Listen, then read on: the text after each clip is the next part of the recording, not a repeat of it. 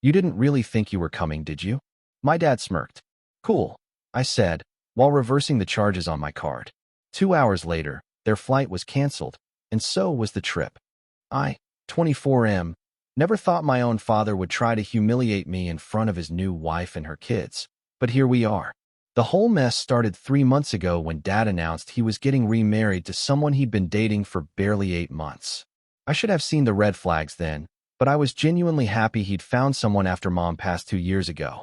The woman seemed nice enough at first, but she came with 2 teenage kids who clearly saw my dad as their personal ATM. Within weeks of moving in, they'd convinced him to buy them new phones, a gaming setup, and designer clothes. Meanwhile, I was still driving the same beat-up Honda I'd had since college because Dad always said I needed to learn financial responsibility. The breaking point came when Dad called me about a family vacation to Hawaii. He was practically giddy as he described this elaborate 2-week trip they'd planned. Luxury resort, first-class flights, the works. When I asked about the cost, he brushed it off, saying his new wife had found some great deals and that money wasn't an issue since it was their honeymoon/family bonding trip. I was genuinely excited. It had been years since we'd taken a real vacation together, and I thought this might be a chance to build a relationship with his new family. I immediately started looking into taking time off work, and even began shopping for new clothes since Dad mentioned the resort had a strict dress code for dinner. That's when things got weird. Every time I tried to discuss flight details or asked about the itinerary, Dad would change the subject or say his wife was handling all the arrangements. When I offered to pay for my own portion of the trip, he got defensive and insisted they had everything covered. Something felt off, but I convinced myself I was being paranoid. The truth came out 2 days before the supposed departure date. I'd called Dad to confirm pickup times for the airport when he got that tone, the same condescending voice he'd used when I was 12, and asked if I could get a dog like all my friends had. He told me I didn't really think I was coming, did I? And then he actually smirked while saying it. The smugness in his voice made my stomach drop. He explained that the trip was really meant for his new family to bond, and that bringing me along would just complicate the dynamic. His wife had apparently been uncomfortable with the idea from the beginning, but hadn't wanted to hurt my feelings by saying so directly. I stood there holding the phone, feeling like I'd been punched in the gut. This wasn't just about a vacation. This was about being systematically pushed out of my own father's life. All those weeks of excitement, planning, and anticipation crumbled in an instant. But instead of breaking down or arguing, something cold and calculating took over. I told him that was cool, no problem at all, and that I hoped they had a great time. Dad seemed surprised by how easily I accepted it, probably expecting tears or anger. He even had the nerve to suggest we could plan a different trip sometime, just the 2 of us, maybe something more budget-friendly. After hanging up, I sat in my apartment staring at my laptop screen. That's when I remembered something crucial. Dad had asked me to book the flights on my credit card 3 weeks earlier because his was having some fraud issues and his wife's card had a low limit. He'd promised to pay me back immediately, but like always, he'd forgotten the moment the transaction went through. The flights for 4 people to Hawaii had cost nearly $8,000. The resort booking was on his card, but those plane tickets were entirely on mine. I'd been carrying that debt for weeks, waiting for him to remember to reimburse me. I logged into my credit card account and stared at the charge. My finger hovered over the dispute button for a long time. This wasn't just about money. This was about years of being treated like an afterthought while Dad bent over backward for his new family. Every birthday dinner cut short because his stepkids had plans. Every weekend visit canceled because his wife needed him to drive her kids somewhere. Every conversation that somehow became about how much his new family needed or wanted something. I clicked dispute and selected unauthorized charge.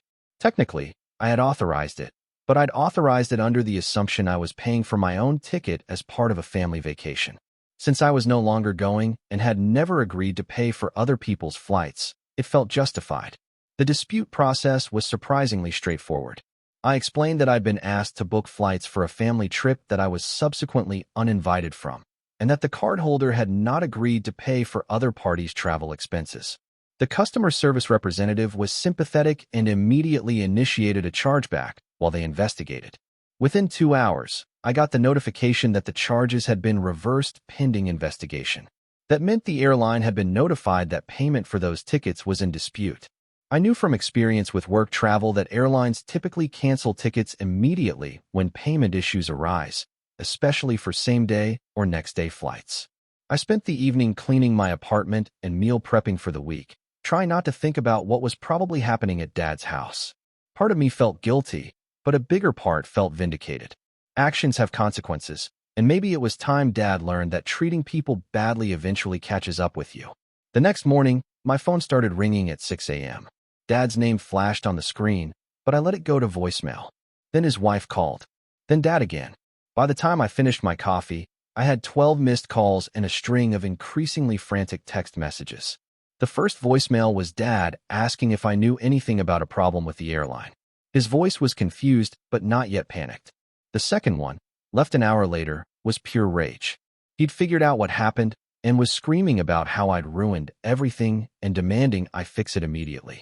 His wife had left a voicemail too, crying about how her kids were devastated and how could I do this to innocent children who'd been looking forward to this trip for months.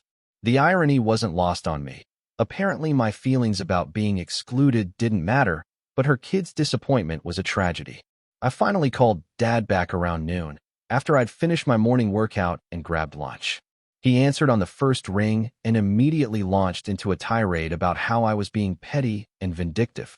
He demanded I call the credit card company and reverse the dispute, threatening to cut me out of his life entirely if I didn't fix this mess. I let him vent for a few minutes before calmly explaining my position. I told him I'd been happy to pay for my own flight as part of a family vacation, but I'd never agreed to fund a trip I wasn't invited on. If he wanted to exclude me from family activities, that was his choice, but he couldn't expect me to pay for the privilege of being rejected. Dad tried every manipulation tactic in the book. First, he claimed it was all a misunderstanding and that of course I was still invited. When I pointed out that he'd been pretty clear about not wanting me there, he switched to guilt, talking about how Mom would be disappointed in my behavior. Then came the anger again, with threats about changing his will and never speaking to me again. Through it all, I stayed calm and repeated the same message. If he wanted to repair our relationship, we could work on that. But I wasn't going to be financially responsible for trips I wasn't welcome on. The conversation ended with him hanging up on me after declaring that I was no longer his son. Update 1. The next few days were quiet. I figured Dad was either trying to book new flights or had decided to cancel the whole trip. I felt bad for his wife's kids, who really were innocent in all this. But I reminded myself that Dad could have easily paid for new tickets if the vacation was actually important to him. The fact that he didn't suggested this was more about the principle than the money. A week later, I got a call from my aunt Dad's sister, who'd apparently heard some version of events. She started the conversation by asking if I was okay, which surprised me. I'd expected her to lecture me about respecting my father.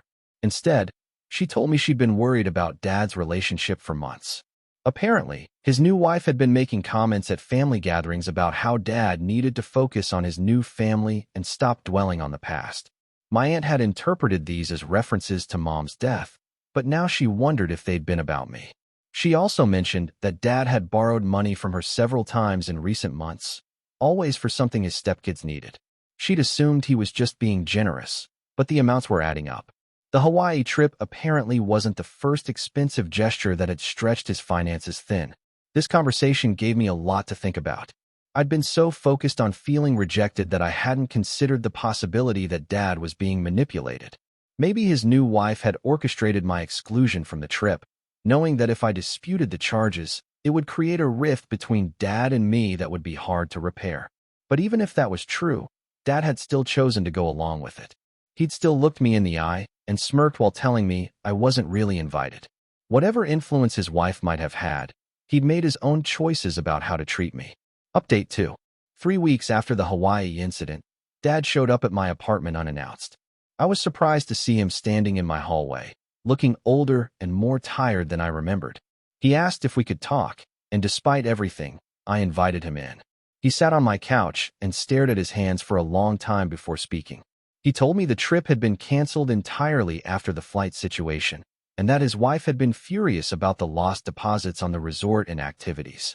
More importantly, the whole incident had forced him to take a hard look at his finances and his relationship. Dad admitted he'd been spending beyond his means trying to keep his new family happy. The stepkids had expensive tastes, and his wife had a way of making him feel guilty whenever he suggested they couldn't afford something. He'd been using credit cards and borrowing money to maintain a lifestyle that wasn't sustainable. He also acknowledged that excluding me from the trip had been wrong. He claimed his wife had convinced him that bringing me would make her kids feel like outsiders, but he realized now that the solution should have been to include everyone or no one, not to secretly exclude me while letting me pay for the privilege. I listened to everything he said, but I wasn't ready to just forgive and forget. I told him I appreciated the apology, but that our relationship had been deteriorating for months, not just because of one incident. I felt like I'd been systematically replaced in his life, and one conversation wasn't going to fix that. Dad asked what he could do to make things right. I told him I needed to see consistent changes in how he treated me, not just words. If he wanted to rebuild our relationship, he needed to show that I was actually a priority in his life, not just someone he called when he needed something or when his new family wasn't around. We talked for another hour, and by the end, we'd agreed to try having dinner once a week, just the two of us, to work on rebuilding our connection. Dad also promised to set better boundaries with his new family about finances and to stop making commitments he couldn't keep. Update 3. It's been 2 months since Dad and I started having our weekly dinners, and things have been slowly improving. He's been more present during our conversations and hasn't canceled on me once, which is a significant change from before. He's also stopped asking me for money or expecting me to cover expenses for his stepfamily. The situation with his wife has been more complicated. She apparently blamed me for ruining their honeymoon and tried to convince Dad to cut contact with me entirely. When he refused, she gave him an ultimatum: choose between his new family and his son. Dad chose me, which I honestly didn't expect. He told her that while he loved her, he wasn't willing to sacrifice his relationship with his only child to make her comfortable. She moved out 2 weeks ago, taking her kids with her. I feel bad that Dad's marriage ended, but I can't say I'm surprised. Anyone who would ask a parent to choose between them and their child was probably not someone who had Dad's best interests at heart. My aunt was right to be concerned about the relationship. Dad seems relieved more than heartbroken. He's admitted that the constant financial pressure and emotional manipulation had been exhausting. He's back to living within his means and has started seeing a therapist to work through his grief about Mom and his pattern of rushing into relationships. As for the credit card dispute, it was resolved in my favor after a month-long investigation. The credit card company determined that since I was excluded from the trip after booking, the charges were indeed unauthorized. Dad never asked me to reverse the decision, and I never offered to pay him back. Some lessons are expensive, but they're worth it if they actually teach you something. Looking back, I don't regret what I did. Yes, it was calculated and maybe a little cold, but sometimes people need to face real consequences before they'll change their behavior. Dad had gotten comfortable treating me as an afterthought, and maybe losing $8,000 in a marriage was what it took for him to realize that actions have consequences. Our relationship isn't perfect, but it's honest now in a way it wasn't before. We're both working to rebuild trust and communication, and for the first time in months, I actually look forward to spending time with him. Sometimes the best way to save a relationship is to be willing to lose it.